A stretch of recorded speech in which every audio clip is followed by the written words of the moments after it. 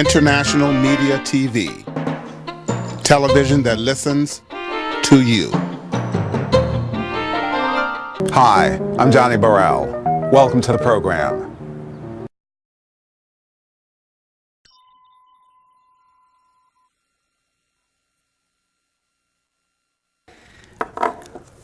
Good evening, and welcome to tonight's program hosted by the Commonwealth Club of Silicon Valley. My name is Evan Lowe, and I serve as the assembly member for this region. And so hello to each and every one of you that I work for. It is my pleasure to introduce Van Jones, CNN political contributor and host, best-selling author of Beyond the Messy Truth, How We Came Apart and How We Come Together. Van is recognized for pioneering his work on advancing social justice with the issues related to the green jobs movement. He was instrumental in creating the social equity track for the United Nations World Environment Day 2005 summit.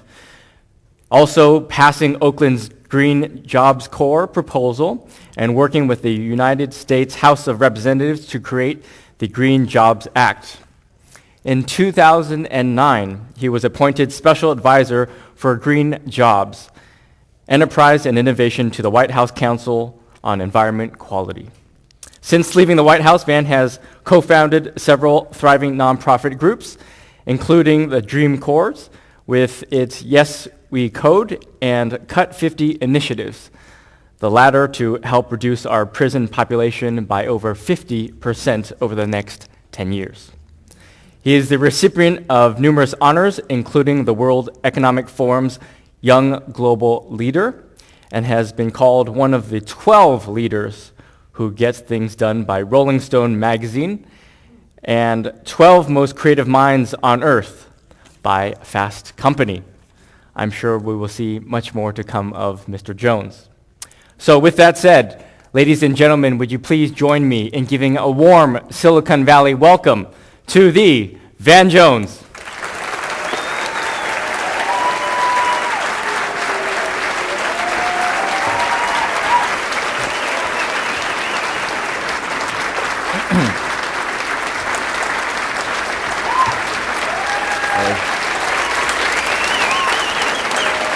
Thank you, man. Hey. Oh, that feels good. That is good for my self-esteem. So you're lucky you're not a politician. You don't get a round of applause just by walking on a stage like that, too. There are some other thresholds. I'm keeping that in mind. Well, welcome to Silicon Valley, Van. It's great to see you here. Glad to be here. We want to be respectful of time, so we want to get right into the meat of what we're discussing. Good. So tell us, what did we liberals in Silicon Valley do wrong? Well, I am first just glad to be here. This book has been, it emerges out of a particularly, I guess, interesting journey in my own life. I was born in a small rural town in a red state, public schools and church and all that, but I wound up at Yale for law school, and that was my first kind of experience of how different things can be in the same country. And then I became a grassroots activist outsider in the Bay Area, but then I became a White House insider for Obama. And then while I was working for President Obama, I became a target of the media because of my left-wing berserkly background, which I'm quite proud of. And then having been a target of the media, I'm now a part of the media. I'm African American, my wife's not. I've kind of been on a whole bunch of different sides of a bunch of different things. And I was one of the people who early on was pretty clear that Trump had a really great shot at winning. And, you know, as early as June 2016, I was screaming that this guy had a real shot. I posted a video, so you don't think I'm making this up, where I basically got every state right except for Wisconsin in June with no polling operation, no focus groups, no big data set, just, talking to people and understanding our vulnerabilities. And I felt like my progressive sisters and brothers just weren't listening. And it was, he can't win, and it's impossible, and I have in my house these small unemployed people. I don't know where they came from, but I've noticed that every time we take them to a sporting event that they're participating in, when they say, we're going to win, this other team is trash, they always get beat. I mean, there's never been a time they predicted an overwhelming crushing of a team. They always get beat. And then afterwards, I've noticed these same small, ungrateful people also have the same reaction after they get beat.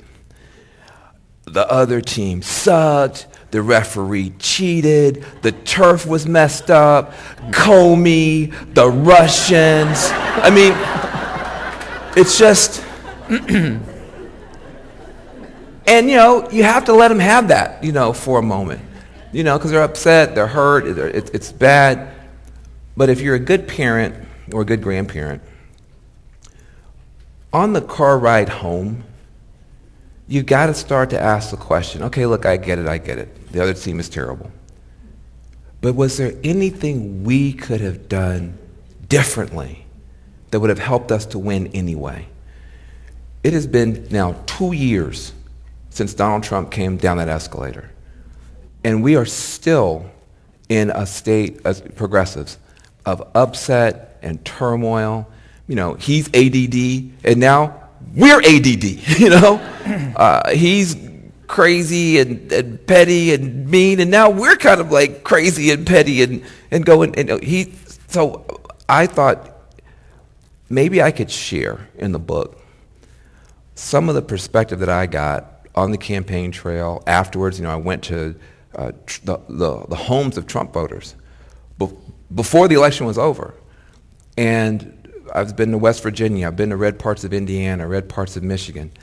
And I think I saw some stuff that I thought would be helpful. And my basic view is that you don't get an outcome like Trump if you have two healthy parties. You don't get an outcome like Trump if you have one healthy party. That both of these parties suck and have fallen so short of their best ideals so often that the proper response is, again in this book, it's a tough love letter to both parties, asking both parties to step it up. And then the last third of the book is really just a bunch of resources for ordinary people. Because I think ordinary people are more depressed than they should be, because I think we have the wrong analysis. I think ordinary people think the mean people, the bad people, are doing too much mean, bad stuff. And that's true. But that's actually the minor problem. The major problem is that the good people, the well-intentioned people in both parties, by the tens of millions, just don't know what to do yet. And so I'm trying to help solve that problem, give us positive stuff to do, ways to move forward. This Trump slump that we've all been in now for 2 years, if we continue, if we don't make some adjustments, if we don't get our heads wrapped around it, we could be looking at 8 years of Donald Trump, and then Ivanka will run. And, at that point, there's really no reason to go on. So I wrote the book to try to avoid that fate. Sure. So you're alluding, or actually not even alluding, you're just saying flat out that the party apparatus is not necessarily suitable for what we currently see in existence. And in fact, case in point, we're seeing the emergence of organizations like Indivisible. In fact, we have here Orchard City Indivisible. Mm-hmm. We have groups. You can see them there right there. We have South Bay Swing Left also organizing and ensuring that we are going to congressional districts and ensuring that there is that type of engagement. And in fact, the voter registration is significantly higher in Democratic registration, and yet you're still seeing Republicans hold those particular seats as representatives. And so your advice on the resistance movement. Mm-hmm. what would you say? What kind of advice would you give for the resistance? Well, I would give two bits of advice that might sound contradictory. On the one hand, I would say, keep resisting, because there's some stuff, look, we're just going to have to fight on some stuff in America. And I want to be very clear about that. I'm not a kumbaya guy. I'm not a Pollyanna person. I'm not going to, and none of us in this room are going to turn our back on Muslims, American Muslims, who are being persecuted. We're just not going to do that. We have to fight about that. And I always take a moment to say this, by the way, because it's not said enough. But American Muslims are like the best Americans that we have. If you actually look at them, listen, this is objective. I'm a Christian, so it takes a lot for me to say this. But they have the lowest crime rate. They have the lowest divorce rate. They have the highest, one of the highest rates of educational attainment for women. They have one of the highest entrepreneurship rates. Every Muslim you know has a job or a college degree or a business. Why are we supposed to, I don't get it. Why are we mad at them? Oh, they say because of terrorism. You have to be mad at the Muslims because of terrorism.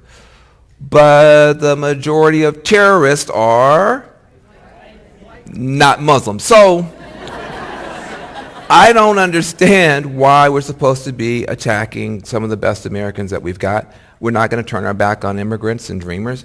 Look, LGBTQ folks, as long as they had to wait, we're not going to turn our back on them. And by the way, you got a president who, when it was time for him to serve his country, said his footsie hurt 5 times. My footsie hurts. And didn't go serve. And now he wants to attack transgender warfighters. I'm going to tell you guys right now, if you're waiting for Van Jones to put on a uniform and go fight terrorists, you're going to wait a long time, because I'm scared and I'm not going.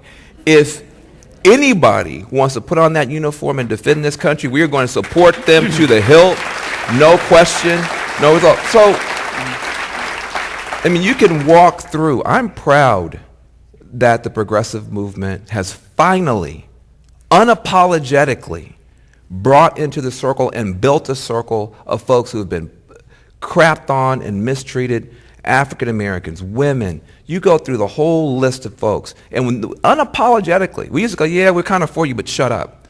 Now it's like, no, we're for you and speak up. And I love that. So part of my thing is keep fighting.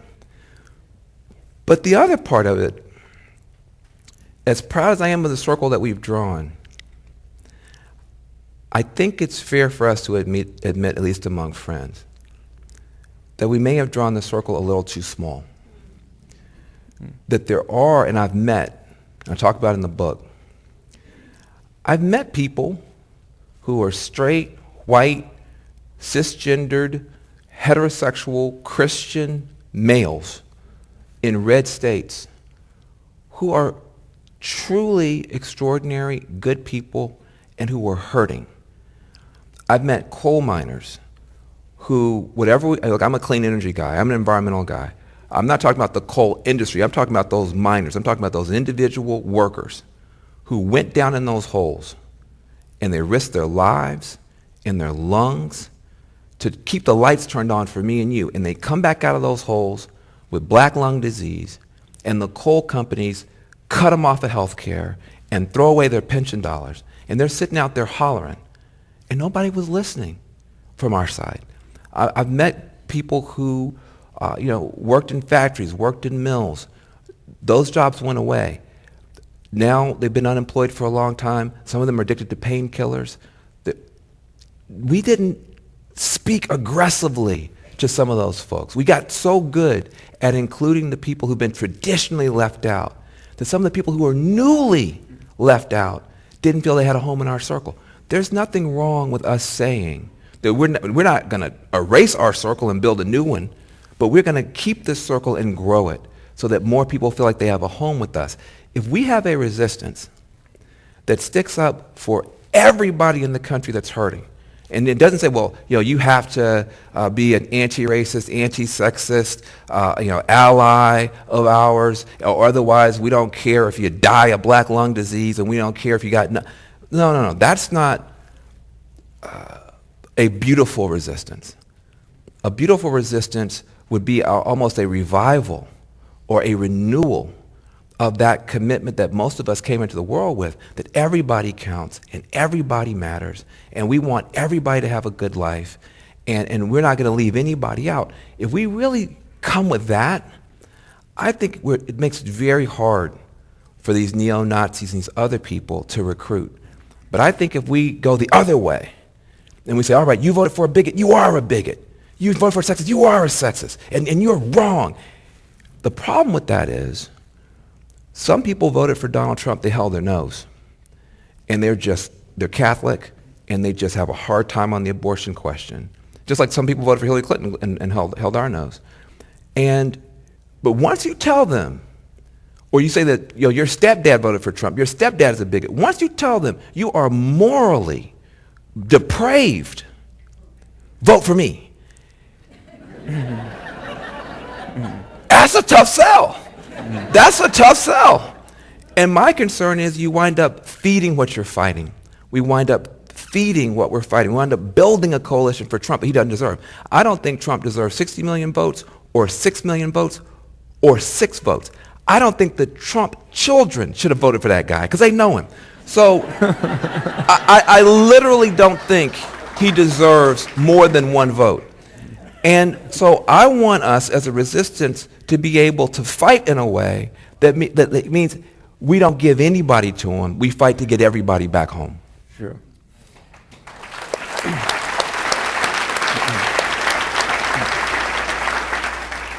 Van, very well said. I think there's a great sense, though, that we as progressives stand on facts. We believe in science. And when we talk to some of these individuals, it seems to not be one of those characteristics or traits that resonates with some of these voters. In your experience, how do we have that conversation with them when we say, well, let's look at what the facts show us? Well, this is one of those things that liberals say that helps Donald Trump, because we love to imagine ourselves as these hyper-rational, Spock-like beings, that just sort of float above all emotionality and just, look at scientific data to make our decisions. And we're the most crybabyest, emotional, sensitive people on the face of the earth. But we hide, behind all this sort of like rationality because we'll cry at the drop of a hat. And so, first of all, in reality, facts matter, and you know what? Feelings matter too. Facts matter, feelings matter too. And sometimes we get so smart on the facts that our emotional intelligence goes in the toilet. And you're never going to win with that. So let me just point out some hypocrisy on our side, just to be, clear. It's not just the Republicans that pick and choose their science. On climate stuff, which we love because we're so right on that and they're so not, we love that one. We just beat them to death with it, But I got a lot of progressive friends, including myself. I don't want to eat any GMOs. Now, the scientists tell you it's perfectly fine. And we say, kiss our butt. We're not eating it. We don't want it. We're scared. It's frankenfood. But the scientists say it's not. We have a lot of liberals and some conservatives who are now saying that they're never going to vaccinate their kids. Well, science over and over again says, vaccinations are not causing the autism, et cetera, et cetera. We don't care. So you've got both sides picking and choosing science. But I'll tell you why my conservative friends are very resistant on the climate stuff. It's because the conclusion you would then have to draw is that the government's going to get really involved in the economy, et cetera, et cetera, et cetera. And of course, the government's always involved in energy. How many subsidies do the oil companies have? But the conclusion is so anathema to them that they don't rush to that answer. But it's deeper than that. Their view of us is that we are smarty pants people who think we're better than them, who have one more thing we want to beat them over the head with and be right about and make them wrong. And nobody is going to consent to be dominated by a group or a politics that doesn't respect them. And the liberal cause is in danger now of constituting ourselves in such a way that people who should be with us just emotionally can't be. And I'll tell you why I say that. And people get so mad at me, and I'm sorry, I don't mean to offend anybody here. But if you listen to the way that liberals now talk about the red states and the voters and the people in the red states, it is hard to find the love or the respect. And in fact, we sometimes sound like colonizers discussing a third world developing country. These backwards, ignorant, unwashed, uneducated idiots. What is wrong with these people? Those people. You know, what we need to do, we need to convert them to our NPR religion, you see. And we need to force feed them some kale, you see. And then, when, you know, they get brought up to our level of civilization, then we'll be able to talk with them. But in the meantime, that's how colonizers talk. And people tend to resist colonial projects. And so we sometimes are feeding what we're fighting. So what I would say is the idea that we're rational and they're irrational, the idea that we pick science and data and objective stuff and they are easily duped and misled, there's some truth in there, but the truth is messy. And what we really want to deal with is the emotional reality, which is, why don't we say about climate, you are a Rust Belt industrial heartland laid off worker. I want you to have a job.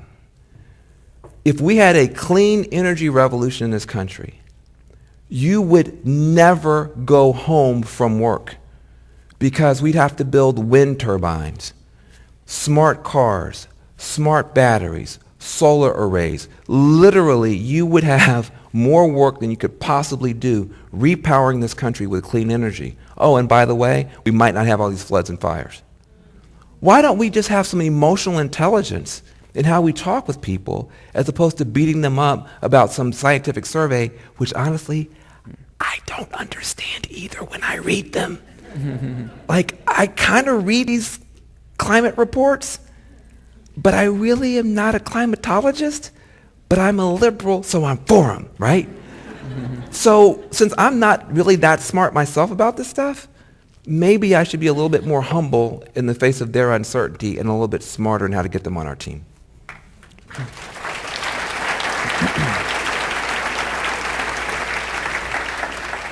Very good.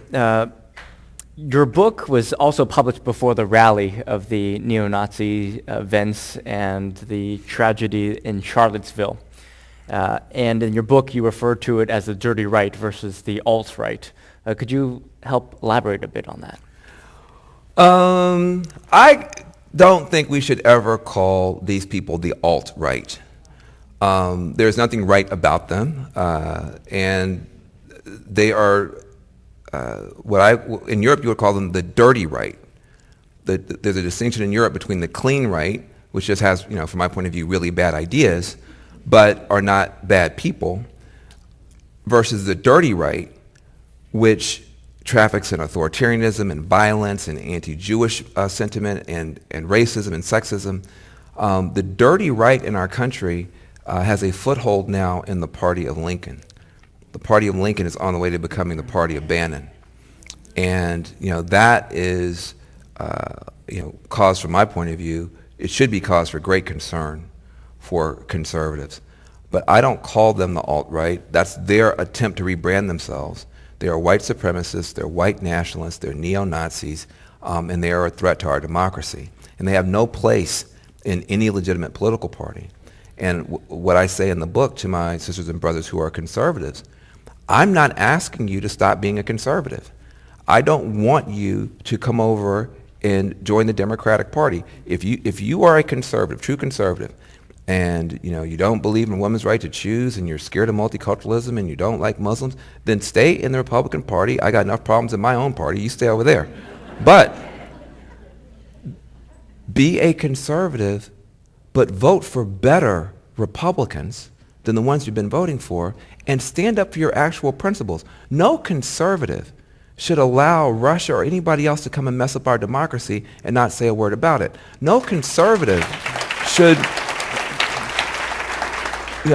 no conservative should be happy when the President of the United States poking his nose into private business and telling the NFL or corporate media what to do. That's not our Constitution. So I'm saying be a conservative, but be a better conservative, be a stronger conservative, and vote for Republicans. Listen, people say, Van, why do you go to talk to those red state voters? What are you talking to those coal miners for? They're never going to vote for Democrats. They're never going to become anti-racist allies. I don't even expect all that. I just don't want them voting for Nazis. Maybe that's a low standard, but that's, a worthy effort on our part. And to the extent that we don't engage aggressively in that outreach, I think we have a big problem. Listen, we've got a beautiful circle. We got to grow it. The only job you have when an authoritarian takes over your government, which is what happened, and your democracy is on the line, as it is to grow your coalition and to erode his. You don't get to freak out every day and call that a strategy.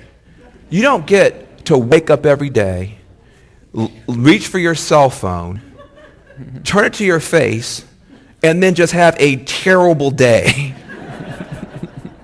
and then go back to bed. That's not a strategy. That's not how you deal with this. And so, for me, I expect a lot more from progressives than we've been showing up with. Some people say Donald Trump is crazy. And there seems to be some evidence to back this claim up. I'm not arguing against it. But there's another form of insanity besides narcissism. And that's doing the same thing over and over and over, expecting a different outcome. Since this man came down the escalator, you have been doing exactly the same thing every single day for 2 years, freaking out and insisting that he's a crazy bigot who shouldn't be in office. I agree. You can make the case. The problem is, that's what we did for the year he ran. That's what we've been doing for the year since he's been in there. If we keep doing the same thing the same way, we may be looking at 8 years. And so I am tough on progressives because I think it's all on the line. And I want us to look in the mirror. If there's one thing we could do differently, or maybe even two, or maybe even three, that will give us more power, more energy, more confidence, de-inflame some of the people who voted against us last time, we should do those things. And that's why I wrote the book.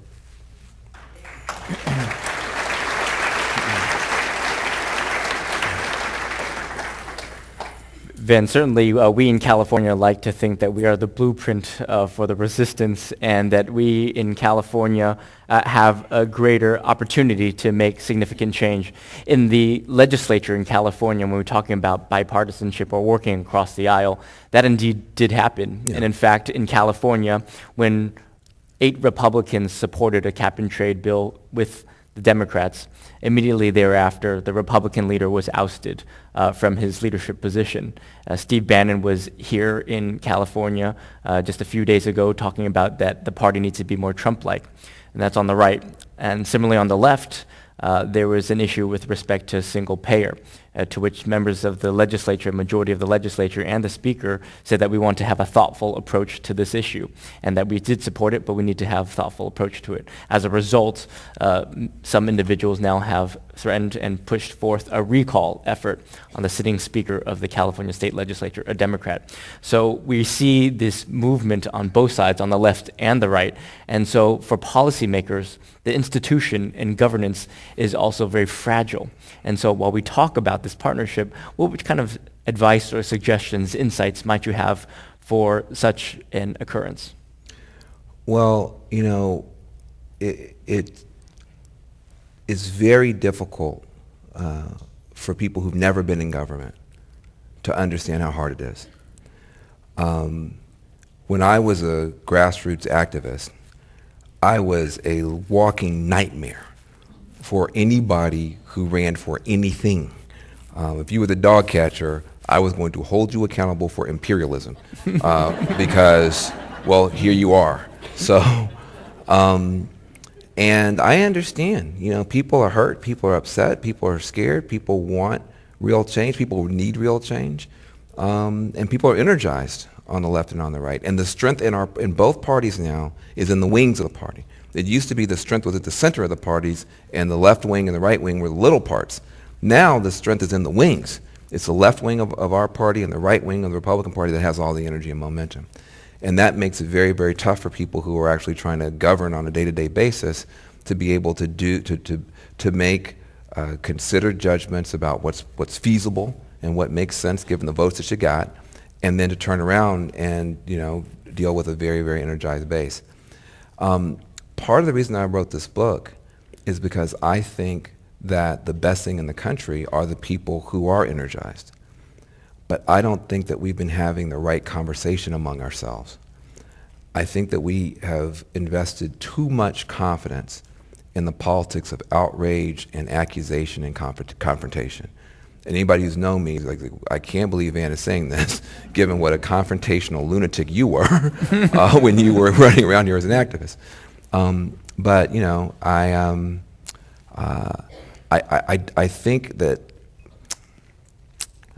I think we sometimes underestimate the heroism of our cause as Americans, as progressives. But let me just point out how hard this is, this commitment that you've made, many of you, to human rights. Don't call it left, don't call it right, just call it human rights. You live in a country with 300 million people. 300 million people. Every color, every faith, every class, every gender, every sexuality, every human being ever born, all in one country. And we mostly get along, honestly. That by itself is a miracle in human history. Don't underestimate that. For 10,000 years, it was perfectly appropriate for us to, say we're in one tribe, the people on the other side of the hill are another tribe, we're going to go and chop them up into small bits. That was perfectly appropriate. You've got countries right now that got two ethnic groups in them, and they fight all the time. I go to those countries, I'm like, you guys can't get along with two? You got two. I'm here mediating with two. You got 27 languages spoken in Oakland city schools alone. So what we're doing right now is a miracle in human history, and it's very hard. And what happened to us, I believe, we got in that Obama bubble bath for 8 years, and man, it felt good, We were like, we done made it, And then we got up, and we were wet and wrinkly and weak, and we're not prepared to fight anybody because we said, hey, we thought this thing was over. And so now we're just outraged, and we're outraged at everybody, and we attack each other. You get drug on Twitter for the slightest infraction. You can't go to a conference now. Somebody says one sentence wrong, they're going to be torn apart. It's an unhealthy culture now. And we are, there's a psychological, emotional issue that's coming up for us, man. And we never want to talk about that. I mean, this book, as much as anything else, is a self-help book, as much as it is a political book. I'm serious. Because most of us who are progressive, we're real sensitive people. I mean, and we've been that way. I mean, since we were little kids. I mean, little kids walking around, in homes that were dysfunctional, seeing people being bullied in our neighborhoods, seeing people being mistreated, and other kids in our family didn't even notice it. And we're the ones that, we cried more for the kid that was getting bullied than the bullied kid was crying for him or herself, because this is who we are. And, a lot of us, we're women, we're people of color, we're LGBT, we're Jewish, we're Muslim. There's deep pain and trauma that we carry just walking around. And we're open-hearted about it. So that makes us very vulnerable. And then all of a sudden you look up, and the bully wins. The bully, the bigot, wins. And it has regressed a lot of us to almost childhood, like childlike levels of frustration and helplessness and fear, because this is going down to some deep core wounds for each of us. And what I just want to say is, I get it. Don't forget, I was one of the first people that the right wing came after with this stuff. I get it, and I had to go through it. But what I discovered for myself, I was stronger than I knew. I was stronger than I knew. This wasn't like, we don't like black people. This was like, we don't like Van Jones, for 3 years on Fox. And I had to discover in myself that I'm not a child. I'm a big person. And I'm not going to let these people steal my joy. I'm not going to let these people, make me, fall into some kind of a, helpless frenzy every day. There's too much at stake. And the people who came before us, they put dogs on people. They put fire hoses on people. They lynched people. They shot Dr. King in the face in front of his friends, and not one of his friends gave up. And now we can't handle a mean tweet. It's like, it's just too much. I just can't. How can I go on? I mean, folks, this isn't terrible, but our reaction. We've been grieving and grieving. And just like when you've got somebody who's lost somebody, and I lost somebody. I lost one of my closest friends, Prince, who died, a year and a half ago. And some of us, we really went into some grief.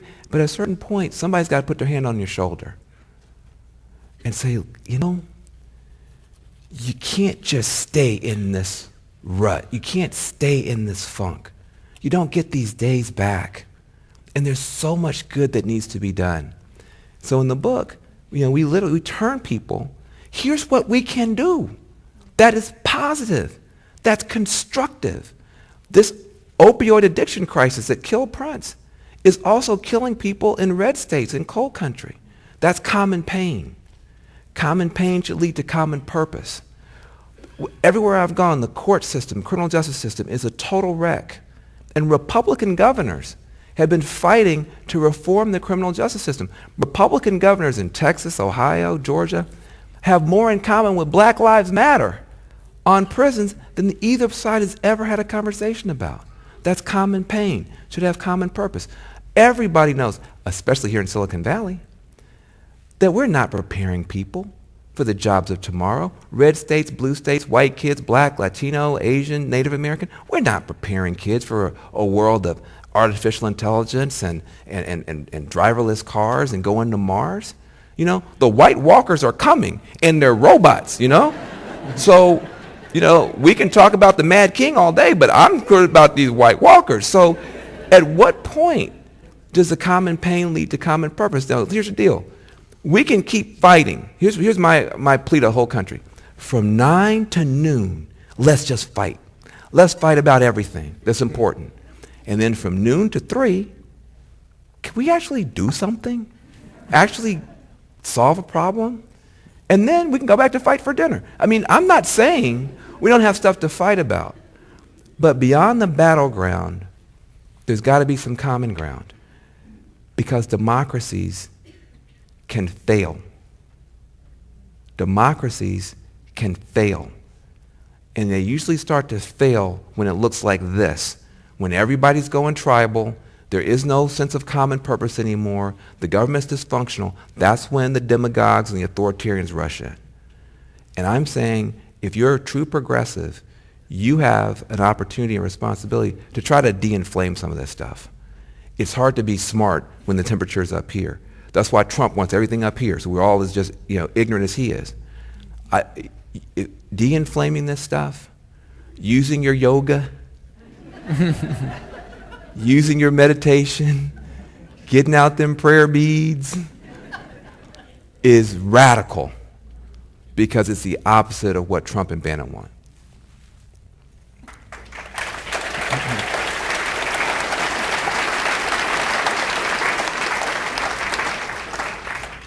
Well, the yoga will satiate us for a while, but then it's those tweets that just come in. It's like constant bombardment. They're just sensations. Just sensations. Going to some of the questions from the audience, but finally, let me ask you, we are talking to, I would assume, some of those that are in the progressive movement here.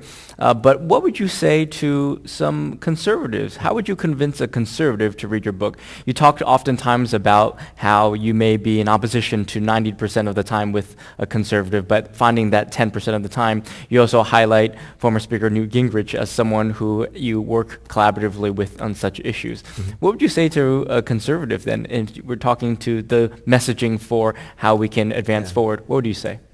Well, I just think that the conservative tradition at its best is a noble tradition and a necessary one in the country. Listen, I'm a liberal. I'm on the left side of Pluto. I'm proud of it. But you don't want me running your government by myself. You will be broke, overregulated, because you need that push and pull with the conservative. The conservatives always ask questions, like, how much does this cost? And who's going to pay for it? I never asked that. I said, feed the babies, God, help everybody. So, you need that back and forth to come up with smart stuff. You know that from college. Thesis, antithesis, synthesis, right? That's, I'm for government, you're for markets. We fight long enough constructively, we'll come up with a public-private partnership that's better than your idea or my idea. That's how it's supposed to work. We've gotten so far away from that. We just do thesis, antithesis, and then we go to commercial. And try to sell you medicine that sounds like it's going to kill you. So I don't think this is working. And so what I would say to conservatives is respect your own traditions. I have a whole letter in there to conservatives. It says respect your own traditions. Respect religious liberty, so quit messing with the Muslims. Fix your party so you don't have to cheat. It's really bad when you have to gerrymander everything to win. We had 1.6 million more people voted for Democrats than Republicans in the House races. If you add up all the people who voted in the House races, 1.6 million more people voted for Democrats than Republicans, but they still have the House because they gerrymandered everything. I said, why'd you fix the party? Don't fix the elections. Fix the party. So there's a lot of stuff I have to say to the conservatives, and I'm very proud, by the way. This book it's the only book in the marketplace. It's endorsed by Bernie Sanders. It's endorsed by Cory Booker. That's two wings of the Democratic Party. It's also endorsed by Rick Santorum and by Mike Huckabee on the Republican side. And why is that? Why is that? It's because there's a level of respect, I think, that I've been trying to fight for on TV and behind the scenes. To say, listen, we can disagree, but we don't have to disrespect. We can disagree, we don't have to disregard. I'm going to fight you where I think you're wrong, but I'm not going to go after your morals or your character. And just that, unfortunately, is important. Because right now, the grown people are flunking kindergarten. I mean, in kindergarten, you learn to listen, share. Like, we're not even getting that right. And so just the fact that I meet a kindergarten standard means I got endorsement from both parties for my book. That's pretty cool.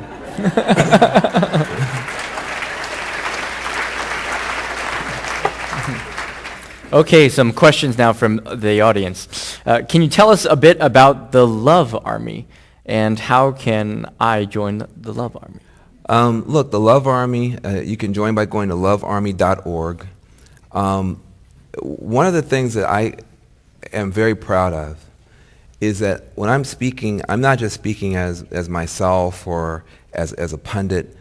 You know, I'm a part of an organization called the Dream Corps. And the Dream Corps is located in Oakland. I got a chance to help found that organization. And the Dream Corps is built to try to find really important solutions to really tough problems. We're working to close prison doors and open doors of opportunity. So the Dream Corps supports Yes We Code. It supports Green for All. You know, Yes We Code is trying to get jobs and apprenticeships for people from the hood in Silicon Valley. Yes We Code is very important. It's now the biggest scholarship fund in the country to help people from disadvantaged backgrounds get computer science training. I'm proud to be a part of it. You clap for Yes We Code if you want to. Yes We Code is an organization that Prince and I started together, and so it's very precious to me. Green for All is working to get solar jobs and solar opportunities into the hood. We have a criminal justice campaign called Cut 50. On that campaign, we work with Newt Gingrich and a bunch of conservatives because Republicans and Democrats actually agree on this. And we have the Love Army. And the Love Army is a campaign to try to fight fire with water, okay? People say, I want to fight fire with fire. That's a very good idea unless the fire is in the nursery. If the fire is in the nursery, and everything you love and you care about is at stake, I would suggest you fight fire with water, that you try to fight hatred with love and understanding. And so the Love Army is a campaign to try to bring that about. And again, not by throwing anybody under the bus. We're going to stick up for everybody. But when we say everybody, we mean everybody. And if you get the book, you can go to lovearmy.org and become a part of some of our book clubs and other stuff. We need each other. People are so lonely, they're so isolated, they're so scared, so freaked out, and your phone is not helping. And so, you know, use your phone to connect with a real community that's trying to do something about it in the right way. Lovearmy.org.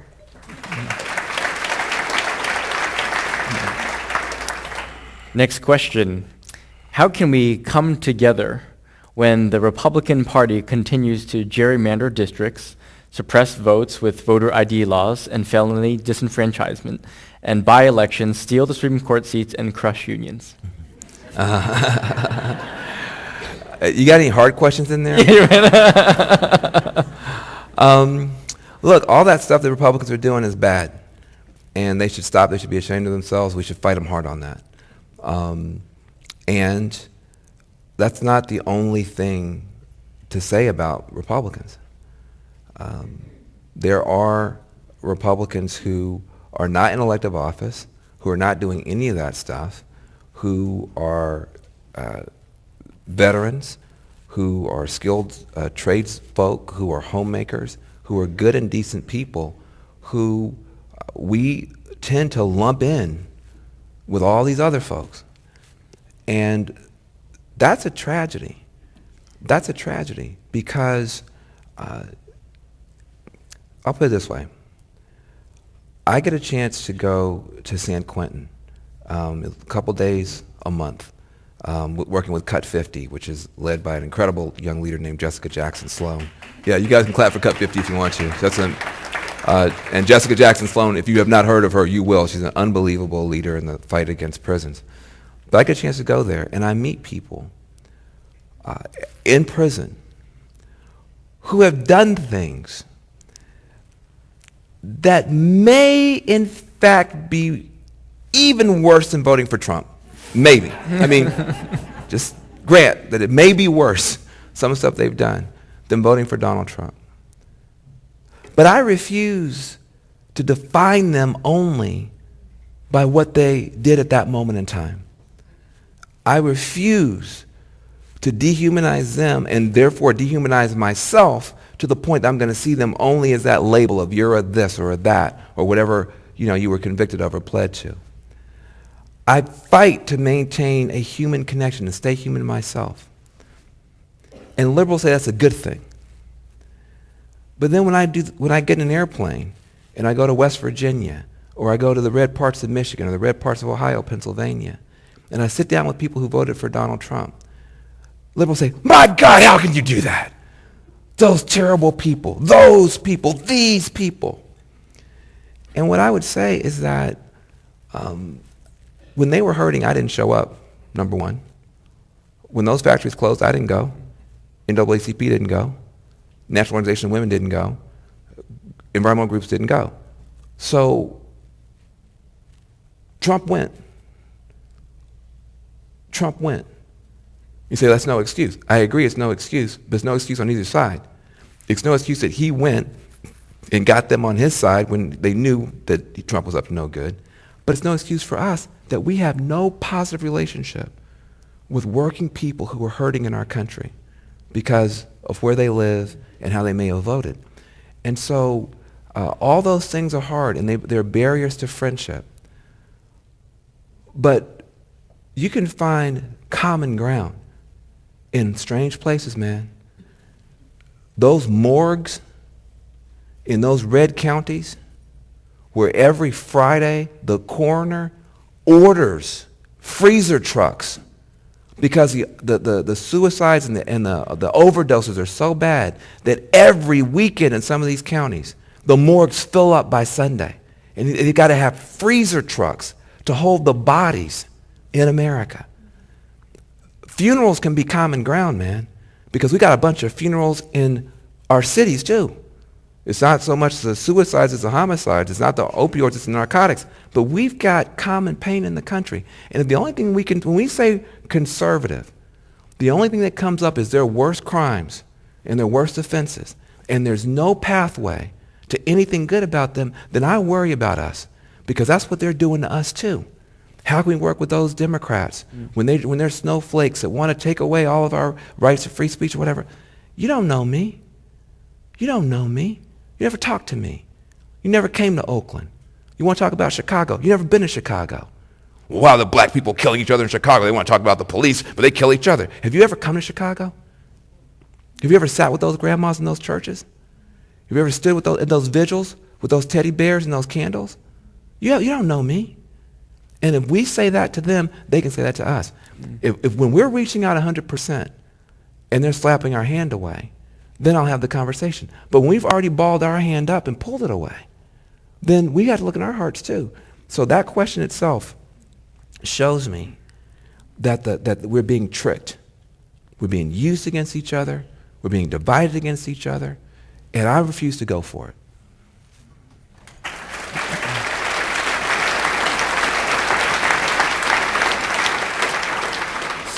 So maybe everyone go to SJC and take that first flight out to West Virginia. Probably a connecting flight, probably. Yeah. But nonetheless, we must make some effort. Yeah, 2 connections. Yeah. 2 connections.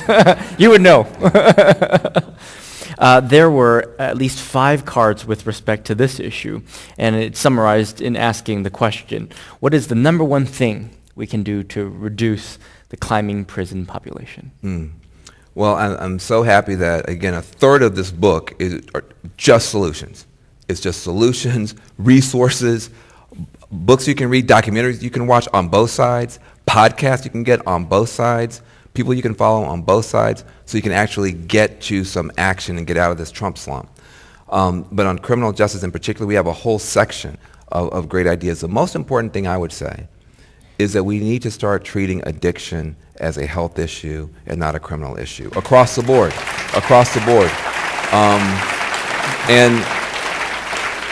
And we shouldn't just do it for now that some white folks are dying from opioids. If we're gonna have a compassionate approach with an addiction with this addiction crisis that's hitting rural America, we should have a compassionate approach for the addiction crisis that hit urban America. And we shouldn't mince words. When it was black and brown people who were addicted, we sent in SWAT teams and we built prisons from coast to coast. Now you have white people who are addicted, and everybody wants to at least talk compassionately. Nobody's done anything. Everybody wants to at least talk compassionately. Let's extend that compassion across all, the country for everybody addicted, and stop putting people in prison because they're sick. Addiction is an illness. It's not a crime. It's not a crime.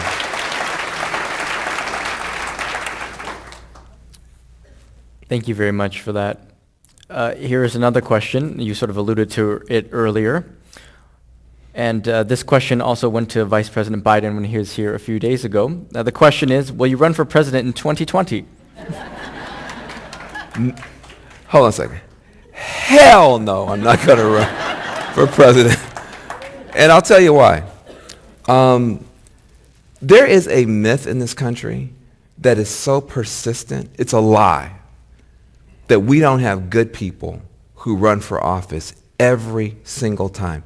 We have good people in both parties that run, and we have good people in both parties that win, but they can't get anything done because of the gerrymandering, because of the big money, and because of the toxic media culture. And so my job is to try to clean up the toxic media culture. It should be safe in America. What you said to me about what's happening in California just broke my heart. The idea that a Republican said that we should have a clean energy future in California and lost a position, and the fact that Democrats said we want single payer, but we want to get it done right. Now listen, I might have wanted to go faster than you, but the idea that a difference in pacing on the outcome makes it impossible for us to stay in friendship and solidarity with each other, and somebody might get recalled. That's the kind of stuff to me that breaks my heart. We've got to get past this I'm right and you're wrong American conversation. Every conversation in America now, I don't care left, right, or center, has become simply I'm right, you're wrong. I'm right, you're wrong. Or worse, we're right, they're wrong. We're not even talking to each other, we're talking about each other. That conversation, listen, sometimes it's true, but you've got to have that conversation alongside another conversation that simply says, I want to understand you, and I really want you to understand me. Whether we ever agree or not, I just need to understand, why do you think that way? What's happened in your life where you feel that way? Well, let me tell you about my life. Where's that conversation gone? When you have that conversation, even when you vote against each other, and we're going to vote against each other, that's why we get to vote. You get to vote against people. Even when you vote against somebody, you don't have to hate them. You understand where they're coming from, even when you disagree. Now it's like, I can't understand how these people could think. Folks, I've been African American almost my entire life. It's true. For about 6 months, I was really into U2. Other than that, I've been black the whole time. No offense, Bono. But when somebody says, these people, those people, you people, they are dehumanizing you. And listen to how we're talking. You say, well, they do it to us.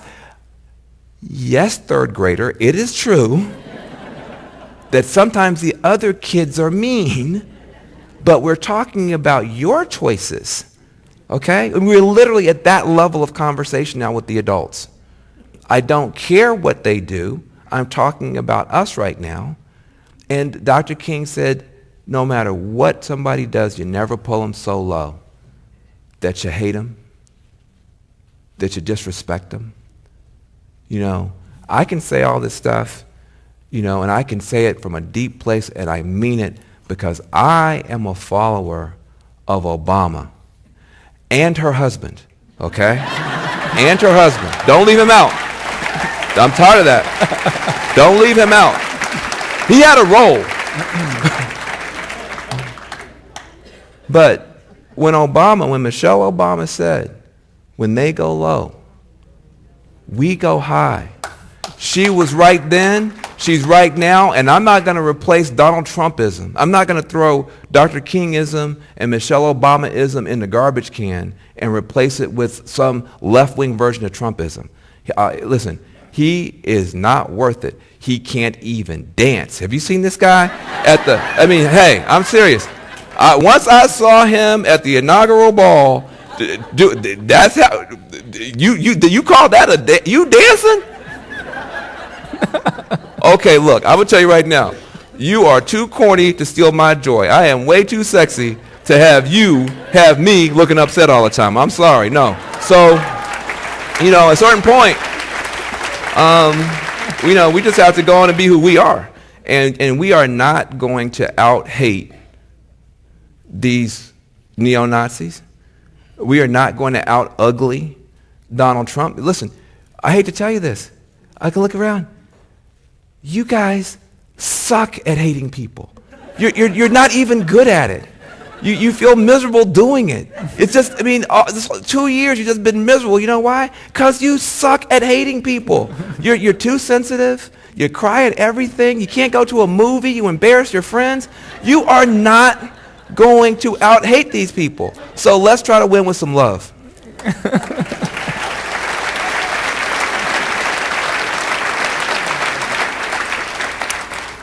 We have time for one more question, and on the lighter note then, from, again, a audience member. Give us some Prince wisdom.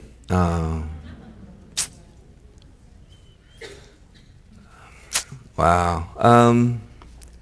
I miss him every day. He was amazing. He was amazing. And I tell you, probably the thing that he said to me the most often that meant the most, Prince would look at you the way a sober person looks at a drunk person most of the time. He's just like, do you hear what you're saying? Because he was free. Prince was free. He did what he wanted to do. He didn't understand what the rest of us were doing. And we would get upset about different issues or whatever, and he would always say to me, he'd say, Van, what do you want? What do you want? Okay, let's focus on that. See? What do you want? Don't focus on what that person said and that person said and this. What do you want? You want a country that works for everybody. That's what you want. You want a country where everybody counts and everybody matters. That's what you want. Let's just go get that. You get the future that you fight for. We didn't fight hard in 2016. We fought hard in 2008, we fought hard in 2012, and we laughed at this guy in 2016, and we got beat. It doesn't mean the country's terrible. 70,000 votes only out of 120 million. 70,000 votes in 3 states. That's all we lost by. 70,000 people who were for Obama jumped the fence. 70,000. And a lot of those people we weren't holding in the first place. So what do you want? I want all 70,000. I want all 60 million to be with us. If we go for what we want, don't worry about what you don't want. Go for what you want. You will be unstoppable because you'll be beautiful, you'll be yourself, you'll have fun, and you'll be able to dance. And that's what the country needs right now. So.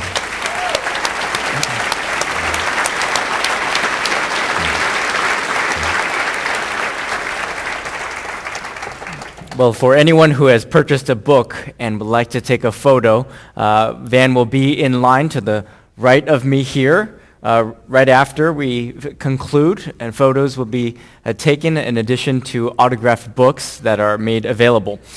We hope you enjoyed tonight's program brought to you by the Commonwealth Club of Silicon Valley, and we'd like to thank Van Jones, author of Beyond the Messy Truth.